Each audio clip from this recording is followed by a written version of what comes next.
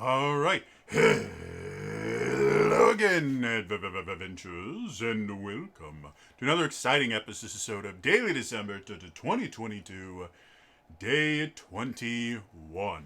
So, first things first, tonight at 9 p.m. Central Time on twitch.tv/JujuTrainer, I am running the third session of my Power Rangers RPG mini campaign.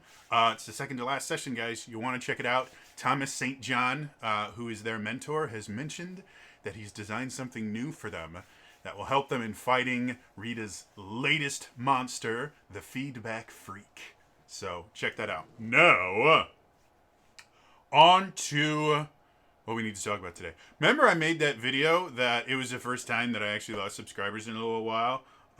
Where I said people being really stupid about like this OGL is going away and all this stuff. Wizards has responded. And guess what? I was right. Mostly. I am literally going to read word for word what Wizards of the Coast has put out. And 99% of the fear-mongering of all the people going, well, if they get rid of the OGL, then I am never making the D&D contents again. I will entirely play Hello Kitty Island Adventures. Okay? That's how I will stick it to the man. So, let's actually see what they said.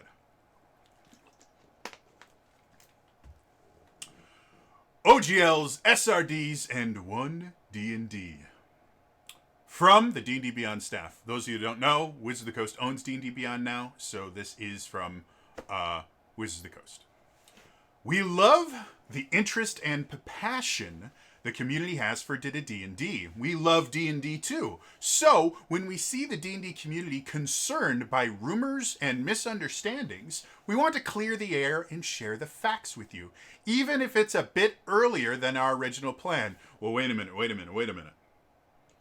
You mean to tell me the reason they weren't sharing this is because you don't talk about things that are in development? You mean exactly what I said? Oh, no. Going back, you all matter to us, and we want to provide transparency on how D&D will continue supporting third-party creators. So, here are the facts. Fact number 1. Will 1D&D include an SRD / be covered by an OGL? Those of you who don't know, SRD, System Reference Document. That's basically the free version of D&D 5th edition, and it is what third-party creators are allowed to use if they're creating third-party materials. The SRD contains the basics of how D&D 5th edition works, like the advantage-disadvantage system, the 6 different attributes, the skills, all that stuff that if you wanted to make 5th edition content, that needs to be something you can access. That's what the SRD is. OGL is the open game license, and that basically covers creating literally everything else based on the SRD. So the SRD is the actual rules. The OGL is the thing that allows people to use it. So they're two halves of the same coin effectively. So going back to that. Will 1D&D include an SRD / be covered by an OGL? Yes! Okay, we're done here. That's all we actually needed, but they say more. So let's talk about it. First, we're designing 1D&D with 5th edition backwards compatibility, so all existing creator content that is compatible with 5th edition will also be compatible with 1D&D. Second, we will update the SRD for 1D&D as we complete its development that is informed by the results of playtests that we're conducting with hundreds of thousands of D&D players now. So wait a minute. They're saying that the reason they haven't talked about the SRD for 1D&D is because it's not finished yet. You don't talk about things that aren't finished. First rule of in development things, you don't talk about things in development. Second rule of in development things, you don't talk about things that are in development. I couldn't have been more right about this. And that's what annoys the heck out of me is I'm constantly looking for more information on this, see if I got something wrong, because obviously if I got something wrong, I need to correct myself.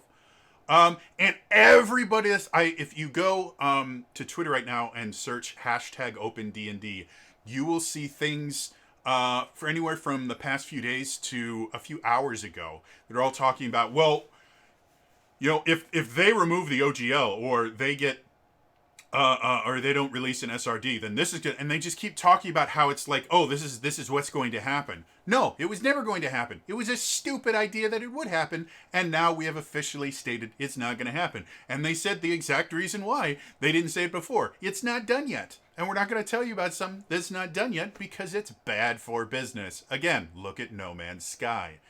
Especially since No Man's Sky now actually has most of what that incredibly intelligent creator said. Most of the stuff he was bragging about has come to pass, 4 years later? But it will never shake off the stigma that was when it launched. It was nothing like it was promised. And it wasn't a horrible game when it launched, but it was talked about like this incredible, wonderful thing that had never been done before. And when it came out, it was a pretty generic, little resource gathering Giga game. Like, that's all it was. So, moving on. Fact number 2. Will the OGL terms change? Yes. Again, another thing I said. We will release version 1.1 of the OGL in early 2023. The OGL needs an update to ensure it keeps doing what it was intended to do. Allow the D&D community's independent creators to build and play and grow the game we all love, without allowing things like third parties to mint D&D NFTs and large businesses to exploit our intellectual property. So what's changing? We'll get to that in a second. So, exactly as I said in my video, yes, it's changing because it's always changing. NFTs were not a thing when the OGL was originally written. Now they are, and they have to change things so that you aren't having people that are minting D&D NFTs. Those are the kind of things that have to happen. As technology changes, the laws and rules and agreements have to change with them. Otherwise, new technologies will always be used to exploit old agreements.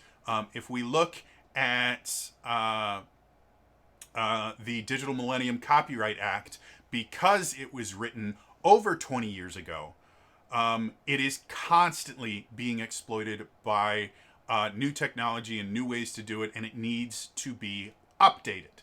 Same thing with the OGL. They're just not waiting 20 years to do it. They're only waiting 10 years. So what's changing? Going back to it. First, we're making sure that OGL 1.1 is clear about what it covers and what it doesn't.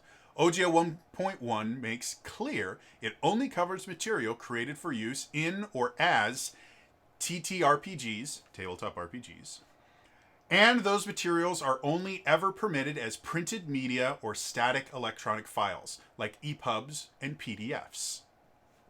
Other types of content, like videos and video games, are only possible through the Wizards of the Coast fan content policy or a custom agreement with us. To clarify, outside of printed media and static electronic files, the OGL doesn't cover it. So, I am not super familiar with the OGL 1.0. I'm significantly more familiar with the SRD. And because I have exclusively created my custom content through the DMs Guild, the OGL really hasn't been something that I needed to worry about, because the DMs Guild actually has its own kind of version of the OGL, because they have a specific custom agreement with Wizards of the Coast. And so I was allowed to break a few rules that normally wouldn't be able to do using just the OGL. Like, I'm allowed to use certain artwork from Wizards of the Coast in my stuff because they give it specifically to the DMs Guild creators to use. So the OGL specifically is not designed for you to make video games using DRD, which the one thing that was brought up, and I'm not sure 100% how accurate this is, because it's, again, someone talking out of their ass. They did bring up something like Celesta Crown of the Magister. It effectively uses D&D 5th edition SRD content for its rules, but because it's a video game, it's not actually covered by the OGL 1.1. And technically, again, I'm not as familiar with the OGL 1.0. It may not be covered by the OGL 1.0, or if it is covered, it was never intended to be covered. That was never what was supposed to happen. So if and effectively, let's say that Scholastic Crown of the Magister, which is a brilliant game by the way, is not going to be covered by the OGL 1.0. That doesn't mean that the game disappears or anything. You cannot change a contract and make the contract retroactive without agreement from the people that signed the original contract. Because the OGL wasn't something that everybody signed, they just agreed to use it, and that quote unquote counted as a signature. They can't just tell Scholastic Crown of the Magister, well, no, your game has to shut down because we changed how the OGL works. No, it was permitted by the old OGL. It will still be permitted, even if the new OGL specifically states games like that can't be created anymore. And they will still be able to continue creating content. They just won't be able to use any one D&D content in it, which, to be perfectly honest, I think would probably make Solasta a worse game. I like how it plays right now. So for those of you worried about games like that, yeah. Now, there's also the possibility, because I've never talked to the Solasta DMs, or Solasta, whatever it is. I've never actually talked to them. So it's possible that they actually have a custom agreement with Wizards of the Coast. And then the OGL doesn't cover anyone with a custom agreement. Like Neverwinter has a custom agreement with Wizards of the Coast. They're not creating their content based on the OGL. Same is true of Dungeons & Dragons Online. Same is true with Baldur's Gate 3. These are specific licensed custom agreements. So none of those are going to be affected. The second paragraph of this goes into a little more specifics. So continuing, will this affect the D&D content and services players use today? It shouldn't. The top VTT, that's virtual tabletop, platforms already have custom agreements with Wizards to do what they do. D&D merchandise, like minis and novels, were never intended to be part of the OGL, and OGL 1.1 won't change that. Creators wishing to leverage D&D for those forms of expression will need, as they always have needed, custom agreements between us. So again, exactly what I said. OGL isn't going to change anything other than specifically defining that this is just for TTRPGs and stuff that's going to be used as part of TTRPGs. So Kobold Press won't be affected by this. We'll talk in a second what might affect them. I personally will not be affected by any of this, because nothing that I make will ever reach high enough to actually will make enough money for them to ever actually care about this. So yeah. Again, everything I said in my video before, completely validated. Moving on, second, we're updating the OGL to offer different terms to creators who choose to make free, share-alike content and creators who want to sell their products. What does this mean for you as a creator? If you're making share-alike content, very little is going to change from what you're already used to. If you're making commercial content, relatively little is going to change for most creators. For most of you who are selling custom content, here are new things you'll need to do. 1, accept the license term and let us know what you're offering for sale. 2, report OGL-related revenue annually if you make more than $50,000 in a year. And 3, include a creator product badge on your work. So, what does this mean? So first things, accept the license term and let us know what you're offering for sale. It basically means that, according to the new OGL, you do have to tell them that you're making things. So this in and of itself, is not that big a deal. It basically means that Wizards of the Coast theoretically is aware of anyone that's using their content, which currently they aren't. There's no requirement that you actually inform them at, hey, we're doing this. Nothing in what they have said here allows them to have a say about whether or not you're allowed to. Specifically, all it says that you have to let them know. You have to acknowledge them, or you have to inform them that this is happening. Now, with the tons and tons and tons and tons of people that make 5th edition content, who may or may not switch over to 5.5, which is what 1D&D is,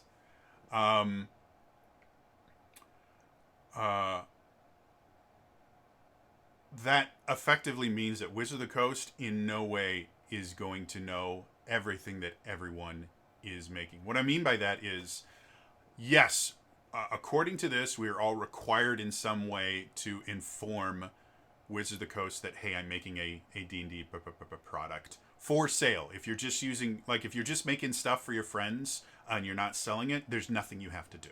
This is only for people making commercial content, meaning you are charging money for it. Wizards of the Coast will know about everything. But because there's so many different people that do it, there's no possible way they can keep track of it all. So more likely than not, the only people that this is going to be a big deal for are people that are making really big things. Things like Kobold Press, where they're making significant amounts of money off of their stuff, are going to be required to tell Wizards of the Coast that they're making this stuff. Which I will almost guarantee, if they're not already doing, it's not going to impact them massively. The second thing, report OGL-related revenue annually if you make more than $50,000 in a year. That is the thing that's going to be the biggest change. Not because, again, it's going to allow them to, do something heinous or something. No, it's the fact that reporting things over a certain dollar amount creates kind of bureaucratic hurdles to creating content. And from my own experience in business, it's really, really easy for someone that is not running their business well. And if you're making $50,000 or more a year off of D&D content, you have a business. If you're not running it well, this is a really, really easy way to effectively put yourself into a violation of contract terms, which can have extremely negative consequences for you. So it does require people that are actually making money off of this, making significant amounts of money off of their content, to actually report it to Wizards of the Coast. And if they don't, they can get sent things like cease and desists. They can be sued for breach of contract. They can have their revenue garnished and things like that. Like, there's a lot of things that can happen. Generally, in most contracts, there will be something in there that mentions, if the contract is breached, these things will happen. It's not in every single contract, but it tends to be fairly common in most contracts because it's really, really easy for an accidental breach of contract to turn into really, really bad things. And so anytime there's something like this put into a contract, because it's so easy to just accidentally, like, oh, shoot, my accountant forgot to file it at the right time, because things like this are so easy to accidentally breach, then most contracts will have something in there. If a breach of contract occurs, blah, blah, blah, blah, blah, blah, blah, blah, blah. And then that is what actually happens when you go to court over it. Is they go, well, it says in your contract this, this, this, and this. So that is slightly more worrying, but it, again, doesn't actually change almost anything. It's just, if you make this and make money off of it, a significant amount of money off of it, then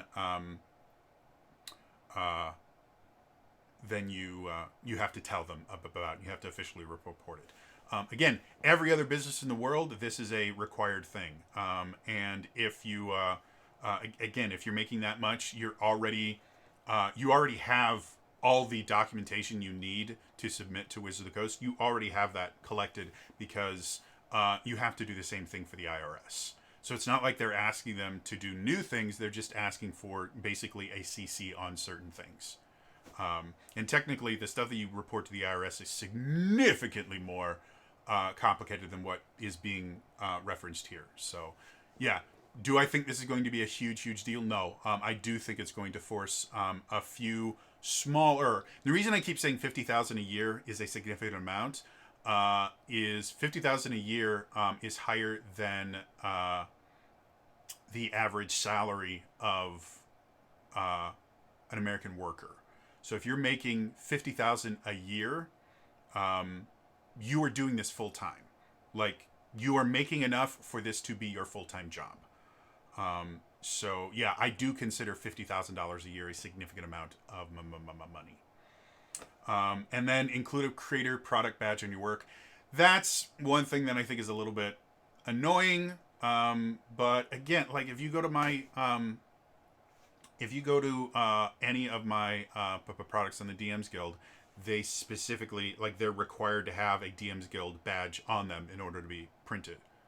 Like, all my stuff has to say on the cover page, DMs Guild. And I put custom badges on there for my platinum best-selling and my copper and my silver best-selling stuff to show that they're bestsellers. So it's not like this is a difficult thing in the world. And again, since all my stuff goes through the DMs Guild, I am effectively exempt from all of this stuff because DMs Guild already reports it. And I already have a license to the DMs Guild, so me personally, and people like me that publish through the DMs Guild are not going to have anything change from these three things because the DMs Guild already had stricter requirements and different requirements. So it doesn't change anything for me and the tons of people like me. However, there's more to this. So continuing, when we roll out OGL 1.1, we will also provide explanatory videos with explanations, FAQs, and a web portal for registration to make navigating these requirements as easy and intuitive as possible. We'll also have help available to creators to navigate the new process. So again, making this as easy as possible. You're not going to have to write them a letter or something. You log into a website and fill out a form. Super simple. For the fewer than 20 creators worldwide, and it's really important that they put this in here, so I'm going to repeat it. For the fewer than 20 creators worldwide who make more than $750,000 in income a year, we will add a royalty starting in 2024. This is the thing that most people are going to bitch about, and we'll talk about it when I finish this section. So, even for the creators making significant money selling D&D supplements and games, no royalties will be due for 2023, and all revenue below $750,000 in future years will be royalty-free. So this is the biggest change. There's never been royalties built into the OGL. And I'm going to be blunt about this. The reason there have never been royalties in the OGL is the OGL never made people money. Aside from Pathfinder, no other company in the world, no other publisher in the world has ever made significant amounts of money publishing custom content, or extremely significant amounts of money publishing custom content for Dungeons and Dragons. $750,000 is beyond significant. If you, as an individual person, made $750,000, you would be part of the 1% that everyone hates.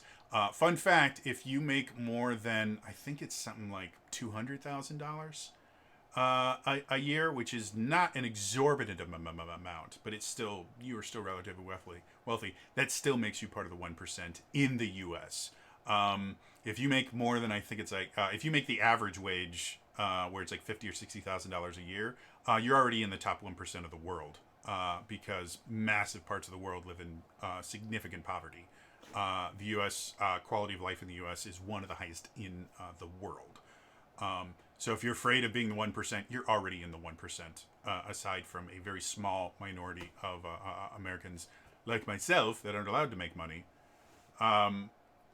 So yes, so this is a big deal. It also means and this is the thing that I'm not 100% certain about, because Pathfinder, at least Pathfinder First Edition,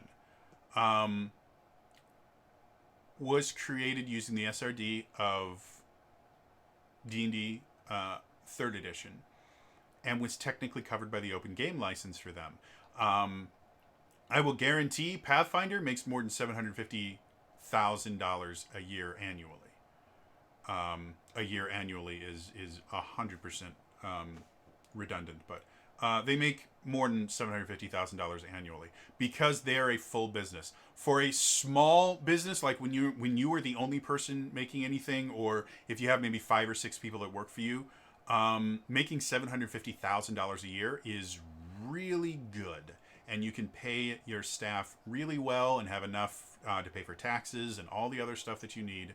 $750,000 is a good amount of money for a small, like, sole proprietorship or something like that. Once you start getting into something as large as Paizo, which Paizo is not a massive company, but they are not a mom and pop company. I'm going to see, I wonder if I can actually find out.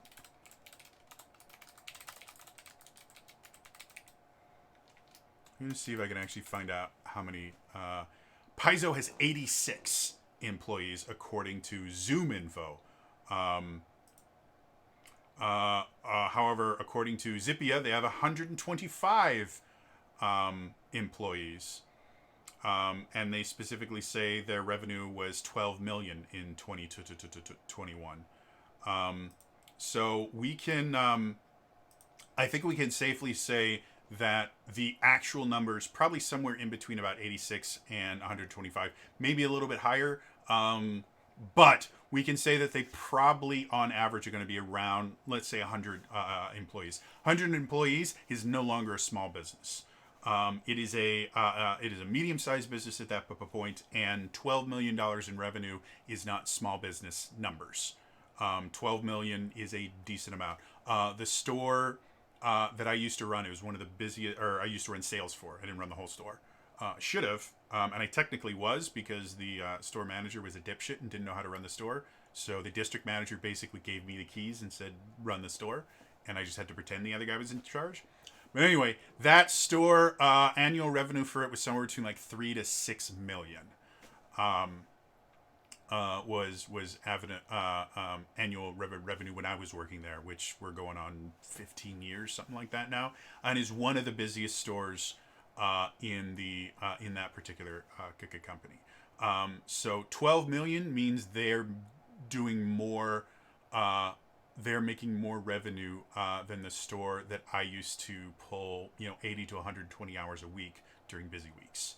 And we had a staff of like 30 or 40 that ran the store, in addition to having all of the other help from corporate things. Like we had people that did HR for us. We had people that did payroll for us that didn't work in the store because we're part of a huge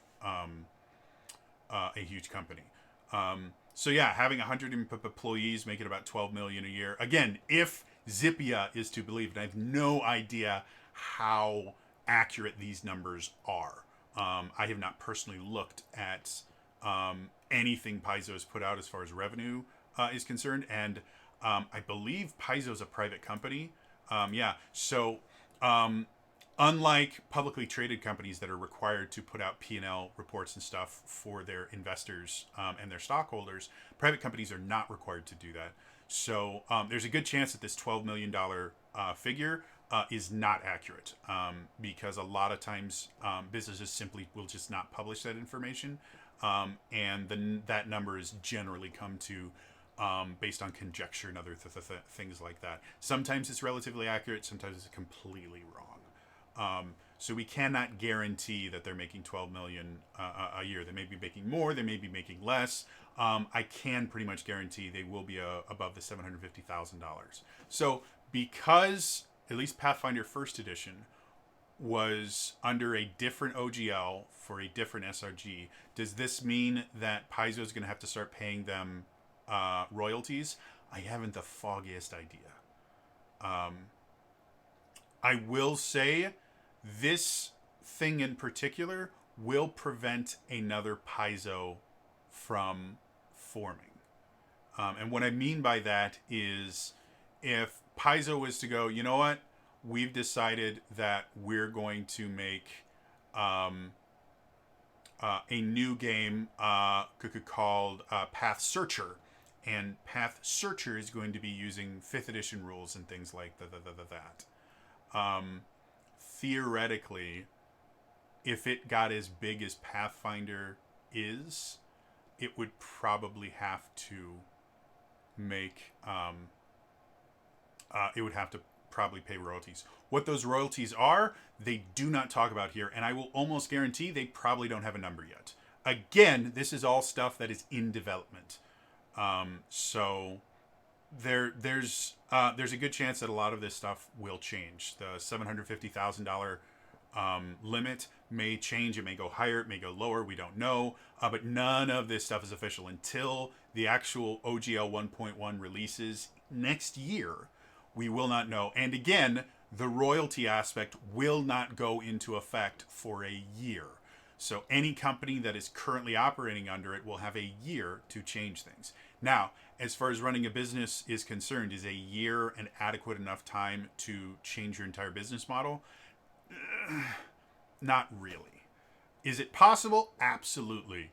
However, it is something that would interrupt your ability to make profit for a decent amount of time, because you would have to take people off of creating new products and other things and put them onto this thing of how do we deal with this new thing. So there may be, and again, for the fewer than 20 creators, so this is only going to affect at most 20 people right now, or 20 businesses. Again, if it's something like Paizo, they're going to have to make the decision, okay, do we want to try and change our entire business structure, or do we want to give them a cut of the profit? And I will almost guarantee that the number that they're going to use for royalties is going to be low enough that it's just not going to be beneficial for these companies to change their entire business model just so they don't have to pay royalties. As far as is this ethical, from the aspect of business ethics, which is an actual, I had to take a course on it in college as part of my business degree. It is an actual aspect of business that has been studied. There are specific definitions of what business ethics is. So we are not talking about quote unquote right or wrong. We are talking specifically about the idea of business ethics, which the overarching idea of business ethics is the idea that businesses have a responsibility to do more than just maximize their profits, and should inspect and should regularly, I'm trying to think of the exact definition, it's coming up blank, but it's effectively should regularly be looking over their business practices to see how they affect the communities that they're a part of. That's what business ethics is. It's not about, is this right or wrong? Are you a good person or a bad? Are you a good witch or a bad witch? That's not what business ethics is. So from a business ethics standpoint, is this okay? I don't think this is a bad thing from a business ethics standpoint. Again, I think somebody, to be perfectly honest, I sincerely doubt it's someone from Wizards of the Coast. I think somebody at Hasbro is still butthurt about Paizo, even though Hasbro didn't own the company when Paizo became a thing. I think somebody at Hasbro is butthurt about Paizo making money and never paying anything to Wizards of the Coast, despite the fact that their products are based, could not exist, not only without the rules that Wizards of the Coast created for 3rd edition, but without Wizards of the Coast creating 3rd edition and popularizing the rule set and doing all these things. Again, Wizards of the Coast have been dealing with Paizo for years. And I know beyond a shadow of a doubt that at least one person at Wizards of the Coast has no problem with the people at Paizo. Because I met Chris Perkins at Gen Con. And while I was talking to him and kind of gushing over, wow, you're like the most amazing person ever, and you're the reason I got into D&D, and oh, by the way, Acquisition Incorporated is my favorite thing ever. in addition to that, while we were talking, this dude walks over. And Chris goes, "Oh, hey, how are you? This is my friend Jody. Jody, this is..." And I can't remember the guy's name. I feel really bad. But again, I have name blindness. I go, "Oh, hi, it's great to meet you." And Chris goes, "Yeah, he works for Paizo." And I go, "Oh, I know Paizo Pathfinder." They were great friends. Like, they were just chit-chatting. They forgot that I existed. And because I'm an awkward person, I just went, "Well, thank you so much. It was great to meet you." And I walked away so that they could interact like friends do. So yeah, I sincerely doubt this royalties thing is coming from Wizards of the Coast. I will almost guarantee, just like I said in my video, somebody at Hasbro went, "Well, we are not making enough of the money, so we will make some money any way we can." And again, I have no idea what's going to happen to Paizo, because I don't know if Pathfinder First Edition, which is still going strong, because Pathfinder Second Edition, to put it in a word, sucks. And for those of you that are big Pathfinder Second Edition fans, I understand you really, really hate Wizards of the Coast, and D&D is the worst thing that's ever happened to tabletop RPGs. I get that. Pathfinder Second Edition is overly complicated in every way, shape, or form, and it is made for a very, very specific customer base that wants it to be hard to play the game. And if that's you, that's perfectly fine. I have a friend that streams that always plays every single game he ever plays on hard mode, or whatever the hardest mode is. Without playing, like the first time he plays through the game, it's always on hard mode. I watched him play The Witcher 3 on whatever the worst mode was, and watched him just die over and over and over again. You know what he did? He beat the entire game and every expansion, having never played it on easy mode, no new game plus, nothing. He beat the entire thing on the most difficult mode possible. I know there are people out there that enjoy things to be hard, and that's what Pathfinder 2nd Edition is. It's hard. So if that's your thing, more power to you. Doesn't make it better than D&D. It makes it a better fit for you, and I'm very, very happy. But Pathfinder 2nd Edition is never going to be as popular as Pathfinder 1st Edition, and Pathfinder 1st Edition is not going to get more popular. It hit its peak when 5th Edition came out, because 5th Edition does everything that Pathfinder does without all the complexity. It's an easier game that allows you to do the same thing. And if you have two paths that get you to the exact same place, and one of them requires you to walk an extra 2 miles through like swamps, and the road goes out at one point, and at one point you have to climb over a bridge, and the other one is just a straight paved road exactly where you want to go, yeah, there will still be people that will go over the hard one because it's, different, and you have a more interesting experience because you could possibly die. But the vast majority of people are going to use the paved road because it gets them exactly where they want to without having to be able to beat the American Ninja Warrior obstacle course. So yeah, as far as what's going to happen to someone like Paizo, I've got no idea. Because again, they are still going... Pathfinder 1st Edition is still technically under... is using 3rd Edition stuff. So I don't know if the OGL is going to somehow apply to future purchases. Again, all the money that they've already made off of products that already exist... I will almost guarantee Hasbro cannot see a penny of that because, again, you can't retroactively write a contract. That's not how it works. Unless both parties agree that, okay, yeah, sure, we'll let this be retroactive. You can't just force someone to give you more money. As far as anything new for Pathfinder 1st Edition, I've got no idea. For Pathfinder 2nd Edition, I think it's easy enough for them to argue that it is a brand new system that is not based on Dungeons & Dragons in any way. That I think Pathfinder 2nd Edition is going to be completely fine. This is my completely uninformed dude with a business degree in marketing management opinion.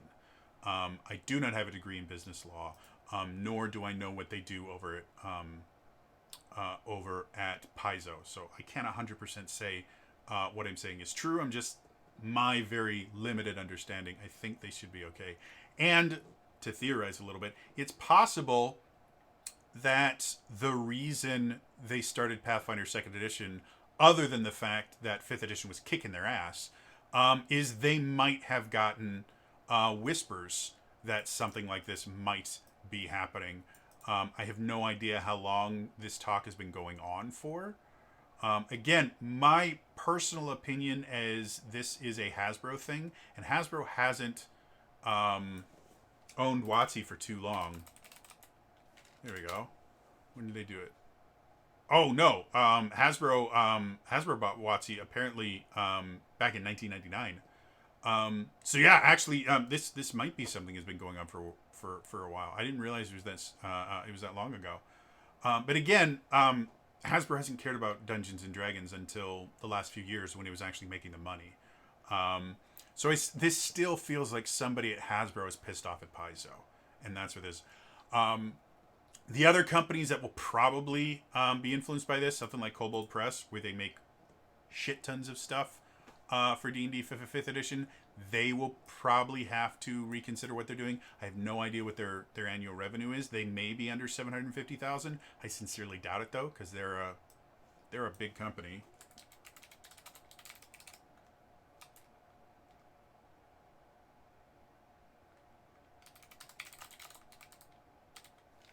I'm gonna see if I can get a number from them. Yeah, Kobold Press has 5 employees according to Zoom info, and according to Signal Hire Company Profile, the number of employees ranges from 25 to 100, which is a standard a standard definition of businesses. Like you have businesses that are less than 25 employees, you have businesses that are 25 to 100, and you have businesses that are 100 plus. So that number I do not trust in a million years. According to Owler, it has 38 employees. So, and then according to LinkedIn, it's got 2 to 10 employees. So, I think accurately we could predict they probably have between about 5 and 40 employees. I've got no idea where it falls in there. I think less than 5 would be impossible for what they do. For the amount of stuff that they put out, I think it's more likely that they have an upwards of 10 employees. But yeah, so for something like Kobold Press, are they going to have to worry about this? I'm assuming Kobold Press is one of the 20 creators, or fewer than 20 creators, that are going to have to worry about this. And again, they've been making big bank off of a game system that they didn't design. So am I going... Do I think this is unfair or it's somehow hurting them? Not really. And again, I'm also going to assume, because even if it's just Hasbro being greedy, which again, that's what this feels like. Even if it's them being greedy, they're not stupid. This idea that people in high positions of management are these stupid, moronic individuals that only think about the bottom line and are completely incapable of seeing anything other than bigger numbers mean good. Those people don't exist. They've never existed, because people like that can't get into high levels of management, because before they can get to that level, they will tank a company. I've seen it happen over and over and over again. They cannot exist in high levels of management. Now, I have made mention before the idea that corporate people that have never worked in a store before tell you to do stupid things. Yes, those people, they do exist. They're not stupid. They're uninformed. And they're working mostly on business degrees and not through actual experience. But they're very smart. And one of the things they are very, very good at is things like revenue projections. And so the idea that they're going to create a revenue share or a royalty that is so high that these businesses go out of business, or just completely change what they do and make their own game or something, I think is extremely low. Again, Hasbro wants to make money off of this. So if their royalty is too restrictive, they're going to lose money off this, because not only are they not going to get the royalty, they're also going to get a bunch of people that will stop buying their product because they're mad about what they did to these other companies that they really, really like. Now, there are people that are going to say, well, royalties, that's not right. Even though I only make $4.50 a year, I am going to boycott all of D&D because they are getting greedy. Yes, there's going to be backlash to this. There's backlash to everything. I don't think this is going to ruin Wizards of the Coast. I don't think this is going to ruin D&D. It's definitely not going to ruin Hasbro. They do have one final paragraph that I'll go ahead and read. So continuing. Bottom line, the OGL is not going away. You will still be able to create new D&D content, publish it anywhere, and game with your friends and followers in all the ways that make this game and community so great. The thousands of creators publishing across Kickstarter, DM's Guild, and more are a critical part of the D&D experience, and we will continue to support and encourage them to do that through 1D&D and beyond. So they are saying, yeah, the vast majority of you guys are not going to be affected by this. We're literally talking about the 1%. You know, the eat the rich crowd that suddenly seems to be, very, very, very, very attached to the 1% for some odd reason that they wanted to eat, a year ago. That's the people that are going to be affected by this, are the top 1% of publishers. And probably a fraction of that 1%, because again, the thousands of creators, if we say thousands means minimum of 2,000, which I would guarantee there are more than 2,000 people. There are more than 2,000 people in the DM's Guild. But let's just say 2,000 to use easy numbers. If 20 creators, or fewer than 20 creators, but again, easy numbers, 20 creators of 2,000. Well, 10% would be 200. 20%, or 1% would be 20. So this is less than 1% of creators. And again, I will guarantee that number is bigger. I use 2,000 because it's a really easy number. So we're talking about a fraction of a percent of people that are making big bucks off of D&D are now going to have to pay a royalty. And that royalty won't start happening until 2024 when 1D&D releases. The thing that this doesn't say is, does this cover 5th edition content, or is this only for 1D&D content, which is going to be 5.5? There's nothing in here that defines that. Once the new OGL is published, we will have a little bit better idea.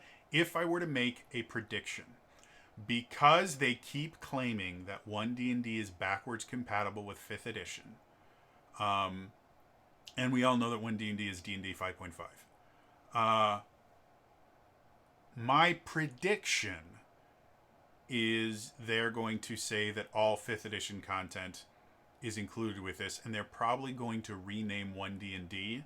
If that's what they're going to do, they're probably going to rename 1D&D to something like D&D 5.5. Or something that links it to 5th edition, because legally they will need to make that abundantly clear that 5th edition content is technically compatible with 1D&D, and therefore it's also technically compatible with this revenue royalty sharing. Is my opinion. Again, I have no degree in business law. My degree is specifically in business marketing management. That is my degree. It is a Bachelor of Science. So it is a undergraduate degree in business, and the subcategory is marketing management. There's a combination of marketing and project management. Those are my specialties. So I'm in no way qualified to give concrete facts about this. But from my experience in business, this is what I think will happen. So take all of this with a grain of salt. I have no context as the Wizards of the Coast. I cannot say for certain what this is going to mean. This is just my prediction. So overall, final thoughts. Almost everything I said in my video is 100% true. OGL ain't going away. SRD ain't going away. The reason they haven't said anything thus far, it's not finished. And all the people claiming that this is going to completely destroy, or they're somehow going to force you to sell exclusively through the DM's Guild. Nope. They specifically said The thousands of creators publishing across Kickstarter, DM's Guild, and more are a critical part of the D&D experience, and we will continue to support and encourage them to do that through One D&D and beyond. They are not stopping Kickstarters. They're not stopping self-publishers. Anything. They're not forcing you to go through the DM's Guild. They're not forcing you to do anything. The only thing they're quote-unquote forcing you to do with this new OGL is you have to let them know what you're offering for sale if you sell it commercially. If you are just creating stuff, like you're creating homebrew and you're giving it to other people, if there's no monetary value attached to it, if you're not accepting payment for it, you do nothing. This does not change anything for the hundreds of thousands of homebrewers out there. If you make significant money off of it, you have to report it to Wizards of the Coast, which they will have a website for you to do that with. Does that make me a little bit more worried about this? 100% yes. Giving big companies like Hasbro access to how much money people are making off of your product that you're not getting a cut of, that does worry me a little bit. Do I think it's the end of the world? No. However, I do expect Wizards of the Coast to start making official versions of really, really popular things that other people have made, quote unquote, unofficially, simply to get a cut of that pie. So I think that would be the only negative aspect of that part of this change to the OGL, is they will have a much easier time identifying what they need to make official products on. Which again, isn't the worst thing in the world. Wizards of the Coast already does this. The big thing is going to change is it's going to be easier for them to figure out what is going to give them the best return on investment. So that might worry a few people. It doesn't worry me in particular because they already do this. This just gives them an additional tool to do it better. And I already use almost exclusively officially published content because the vast majority of homebrew stuff, even stuff in the DM's Guild, most of the stuff that I see is not balanced correctly and is made by people that don't understand how the game works. So having more things showing up that are made by people that actually understand the system doesn't upset me at all. And then include a creator product badge in your work. To me, that, again, is it difficult to do? Absolutely not. I use GIMP, which I can't remember what the actual acronym stands for. I'll see if I can. I'm going to open the program right now. GNU Image Manipulation Program. It is a free it's a free image editor, kind of like a dumbed down version of Photoshop. With that, I can very easily add a creator product badge to my work. Like it's not difficult. And the badges that I've already added, I do those in Premiere Pro, which is a video editing software, because I don't own Photoshop. Eventually, I'm going to bite the bullet and get Photoshop, because I really, for the fact that I make a lot more thumbnails and stuff like that, I do all that in Premiere Pro. And it works okay for that. But Photoshop is just better for image manipulation, and Premiere Pro just isn't. So eventually I need to do that. But even without something like that, like again, GIMP is free. So it's not like this is going to be something that's going to stop people from making it. It's just, that's the one thing I'm just like, you know what, that's really dumb. And it feels more like a vanity thing than anything else. Again, from a legal standpoint, it reinforces the idea that they're bound by the contract and they can't claim that they didn't know what was in the contract or something because they have this badge on there. And it makes it very easy for them to find products that are not adhering to the rules of the OGL Cookie contract by just looking and saying, oh, you don't have that on there? Well, then we can instantly cease and desist you. So Do I think this is the worst thing that's ever happened to the game? Absolutely not. Do I think it's kind of stupid? Absolutely. Um, but it's not going to stop me from doing anything. And if I have to go through, I think I have like 3 products on the DMs Guild, and I have 2 more that I've been making for years at this point that I don't know if I'm ever going to put them out, but I'd like to. Is that going to screw me over? No. For people that put a lot of content on the DMs Guild or other things like that, is that going to be annoying? Absolutely.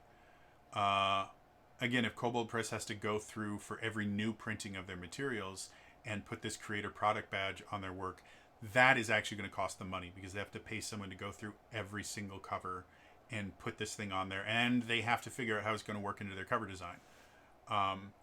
So yeah, that's the one part of this that I'm like, that's kind of a dumb move, and I think it'd be in their best interest to ditch that.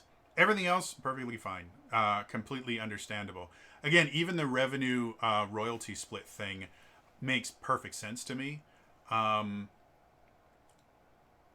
I know a lot of people are going to be upset about it, which is perfectly fine. But let's be blunt.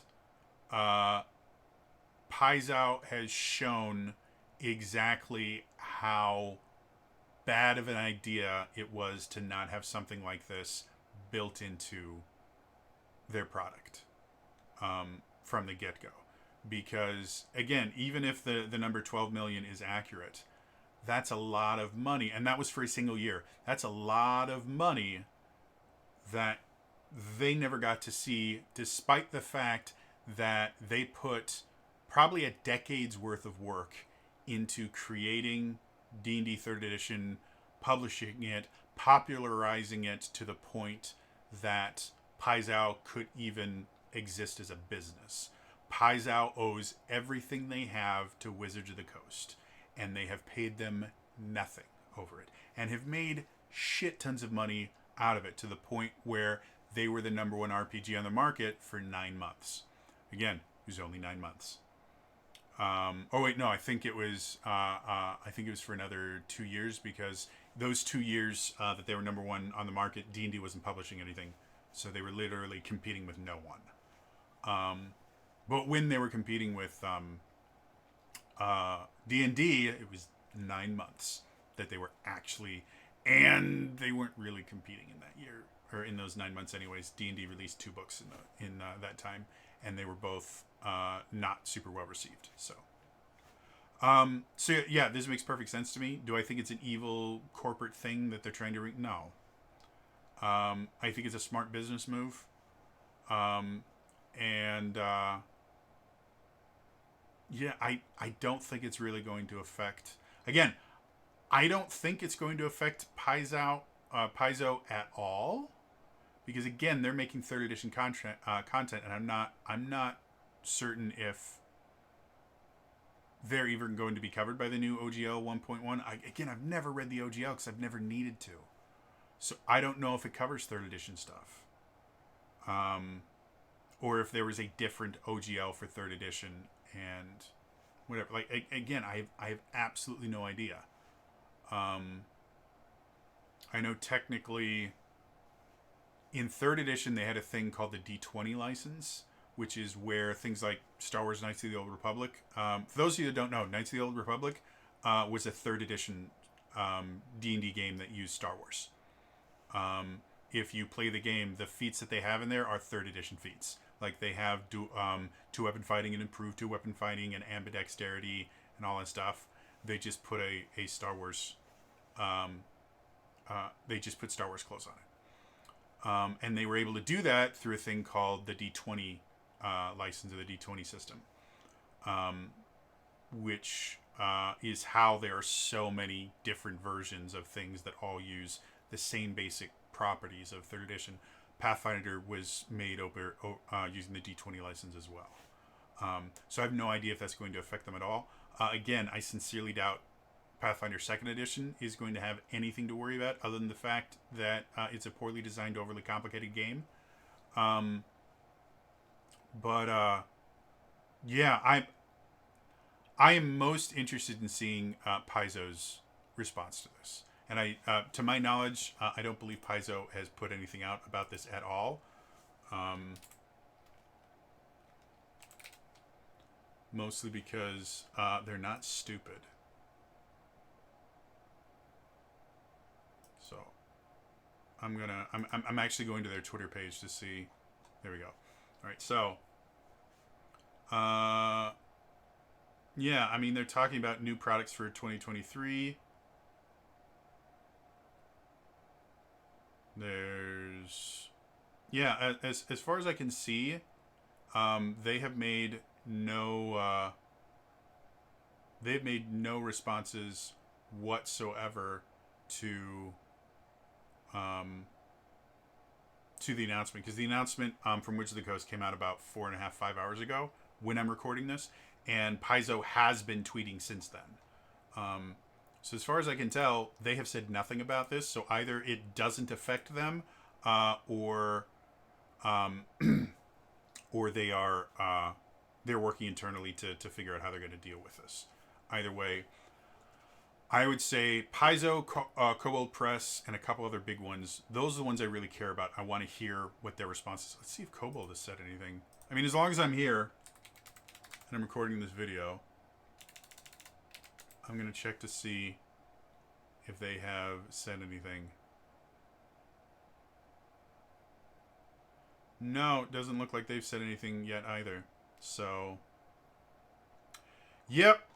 I'm going to wait to find out just how devastating this is to the indie D&D market, which it isn't, until the big names start talking about it. And understand, when they make these announcements are going to be meant to put them into a better place in the market. So, it's theoretically possible, again, I'm not saying this is what's going to happen, it is theoretically possible that Kobold will put out a press release stating that they're not happy with the royalties thing, or they're just not happy with the OGL 1.1, and they will cease production of blah blah, or do something like that. And they will say that specifically to put pressure on Wizards of the Coast and Hasbro to change things. Not that they're actually intending to do this. This is an incredibly common business practice where people just flat out say, well, I'm not I'm not going to do this anymore if this is happening. If you'd like an example of that will piss off a few people. Remember when Elon Musk was going to back out of buying Twitter, and then he magically went in? That was business. He was trying to get it for a cheaper price. And to be honest, he almost succeeded. And had Twitter not breached contract multiple times by not providing him information that they were supposed to, he probably would have succeeded and would have saved a little bit of money. But he always intended to buy Twitter. That was always the point. When he started to quote-unquote back out, it was a business move. And this happens constantly, over and over and over and over and over and over and over. This is a common thing for businesses to do. So as much as people aren't going to like this, we're going to probably have to wait 6 months to a year to figure out what this is, how this is going to affect everything. Because even when the OGL 1.1 comes out, depending on how it's received, we may get a 1.2 instantly, or a 1.15 instantly, because certain companies that are big might be able to find a way to put enough pressure on Hasbro or WOTC in particular to make them change it. And there's always the possibility, because again, this feels like a Hasbro thing, not a WOTC thing. Again, I have watched high-ranking members of Wizards of the Coast talk with people at Paizo like they're best buds, because they probably are. I don't think Wizards of the Coast hates Paizo any more than Paizo hates Wizards of the Coast.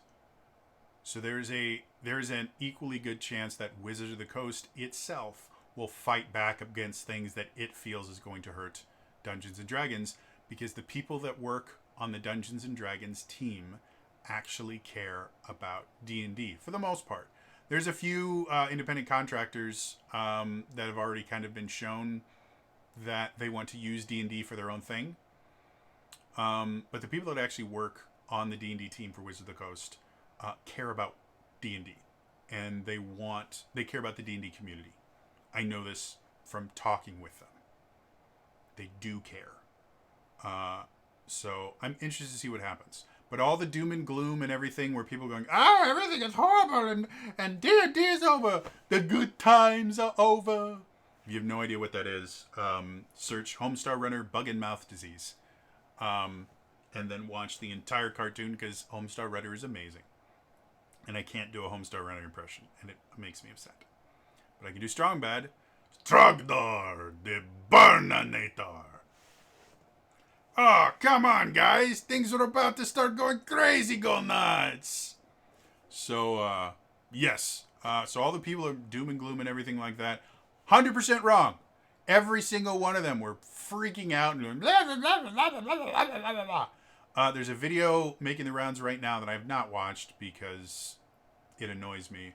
But it talks about the fact that you don't technically need an OGL to make D&D related content because you cannot copyright game mechanics, which isn't 100% true, but I think they're I think they don't understand the difference between a copyright and a trademark, and those are vastly different. And you can trademark mechanics and things like that, and people do it all the time.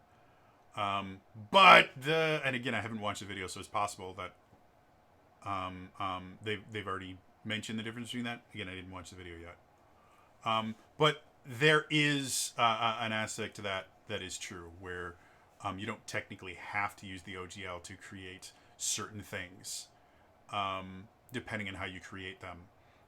That can be used with D&D 5th edition. Like one of the things that I've been writing for years is a role-playing supplement that works with literally any system, because it doesn't mention mechanics at all. It is entirely role-play focused. I could publish that on my own, and Wizards of the Coast could do nothing for me, or nothing to me, because it doesn't mention Dungeons and Dragons in any way. It doesn't mention any mechanics, nothing. So there are lots of things that you can do like that and still make bank off of. So, yes, this whole thing, like I said before, this whole thing was nonsense by people that don't understand how business works, trying to doom and gloom so they could get panic clicks. It's what it's been the entire time. Just a whole lot of panic over nothing. We have an official. They kept saying, well, it's they're not saying specifics, and so that means they're trying to kill us. No, they didn't say specifics because it wasn't done, and people get pissed off when you say things and then things change. Again, no man's sky. And now you've forced their hand, and they've gone out and they've said what they can, and there already people are saying, this is still very vague, because it's not done, dipshit. But yeah, all the worry, all the everything, completely over nothing. It was over them not understanding how businesses work and reading into things that weren't there. So yeah, had to make a video about this. Watch Power Rangers Tonight live. Bye-bye.